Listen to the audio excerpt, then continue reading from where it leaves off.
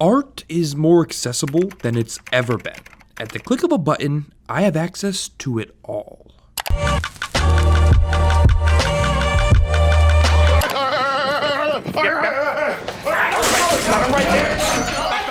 But when does art become, well, art? When does it stop being a product, an idea, and become valuable beyond those meanings?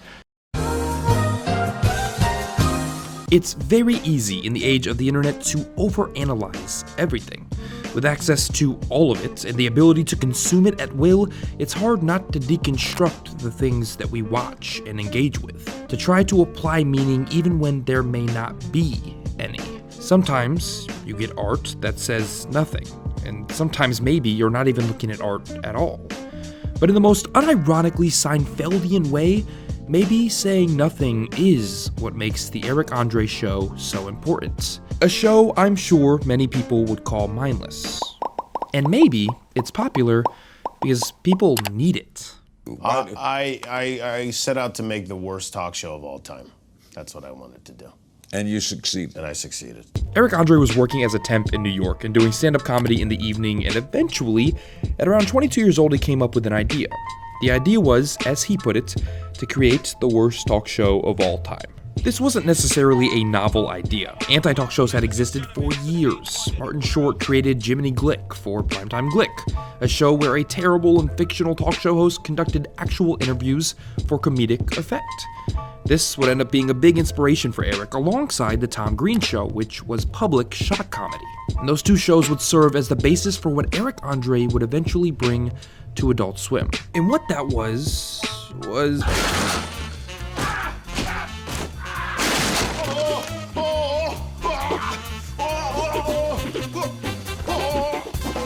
While it is easy to devalue shock comedy or anti-comedy to criticize it, I think the Eric Andre Show establishes meaningful chaos in its nothingness, and its ability to be about nothing. Maybe better than any other show on modern television. We live in a society of ubiquitous political correctness. Whether it's online or when you step away from your computer, there's always a cloud of concern that hangs over every interaction we now have, every decision we make. And in a world where our interactions, the things we say, are vulnerable to be exposed in an online and public fashion, and in a world where celebrities are the most scrutinized, entertainment has slowly followed suit. It's diluting itself. And I think this is what makes the Eric Andre Show so popular. It deconstructs all of that. It is built on shock, on the offensive. It's built on exposing yourself to the old man sitting on the bench. It's built on... Kimmel, we had a PA under his seat tickling his taint. The entire interview. Yeah, that. Its foundation is everything we're told on a daily basis we shouldn't do, shouldn't like, and shouldn't be entertained by. The things we're told should be offensive to us. Eric would say last year that when he started the Eric Andre Show, he wasn't a story writer, he didn't care about story and didn't think it was necessary. And I think for its audience, this manic, seemingly defiant attempt to offend anyone and everyone feels like a chance to breathe. Feels like an opportunity to release. When everything is taboo, or when it seems that way, there's something unique about developing a community around chasing those taboos. And I think that's why you see such a hardcore fan base watching the show. It's messageless, oppositional entertainment. It's not preaching, it's screaming, often about nothing, and it's glorious. It's refreshing.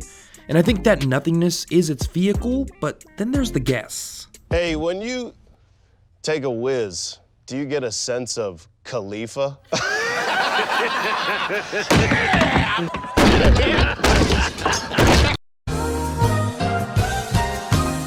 Anti-talk shows are conceived as a way to strip the artifice from human interaction, as a way to try to eat through the facade of what is normally an entirely fictional and fake moment of human contact, the fake smiles and fake laughs.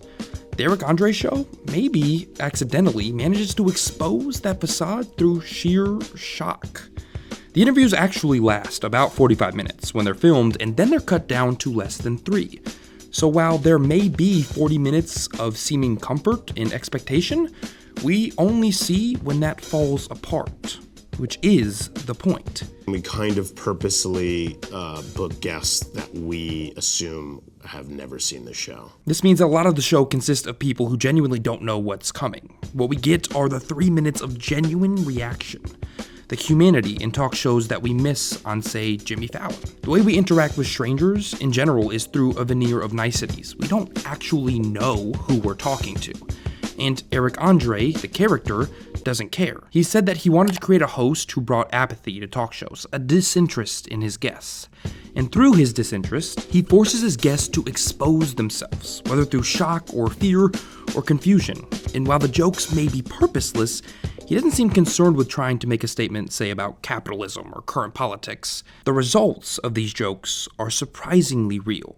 They are organic. The show itself is barely even scripted. It's almost all improv outside of the set itself. What do you think people did before ladders? They have a basic outline for what they want to do, and from there, it's up to them. And this is part of the reason I've heard people call the show's comedy dumb or unintelligent, but I think maybe it's actually smarter in its ability to elicit genuine response from its guest and its audience than traditional comedy or comedy of other kinds.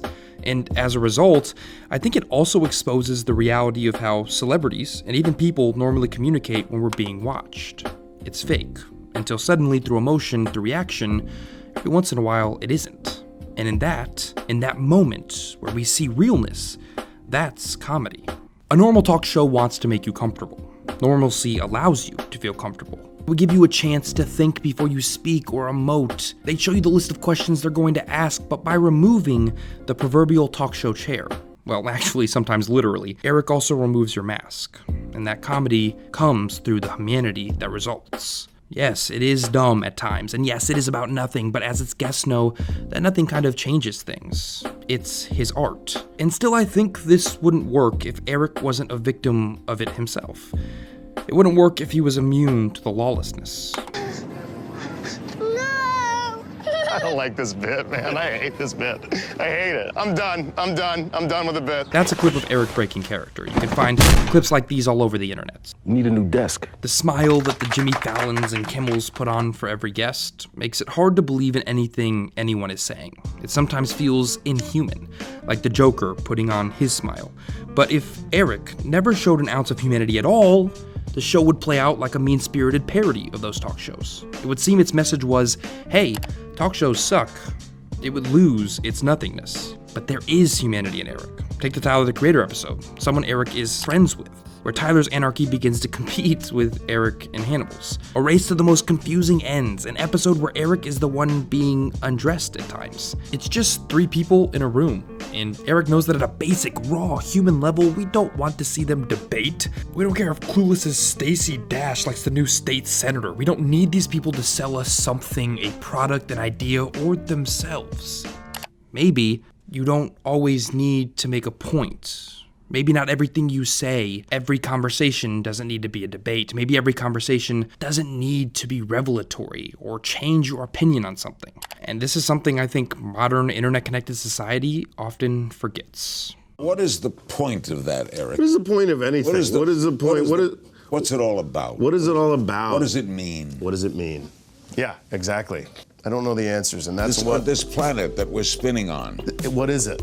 Sure, I could sit here and tell you that I believe Eric Andre has created a masterpiece of counterculture and he's trying to send a message about the current state of celebrity in the West, that he's a nihilist hoping to spread his understanding of the world. But I actually think all of that is the very facade Eric's tearing down. I think he likes the nothingness because he knows that at a very human level, we all love the anarchy. That as we get older, we're slowly boxed into a social structure that the Eric Andre show simply isn't governed by. The Eric Andre show is the little voice in all of us, screaming at the top of our lungs about how little we care about Full House's Stephanie Tanner 30 years later, and how little we want to care about the rules we follow every day. There is seemingly nothing Eric won't do, and nothing Eric the character cares about. And maybe that nothing is exactly what we want to be a part of. Maybe that nothing is what we love. Maybe nothing can be art.